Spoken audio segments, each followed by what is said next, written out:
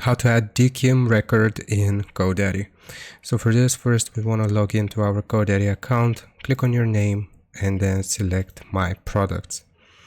Here, the first thing that we'll need to do is find the domain for which we want to add the DKIM record, and we want to select DNS. Now, once we have the DNS page open here, we will add a new record by clicking on this button, and the type is going to be CNAME. So click on this drop-down menu and select CNAME.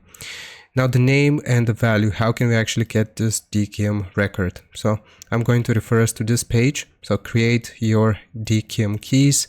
You have to access the Defender portal to generate your DKIM keys.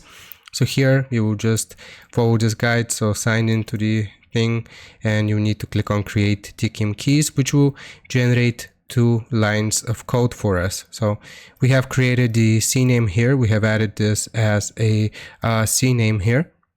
And what we need to do is leave the TLL as default.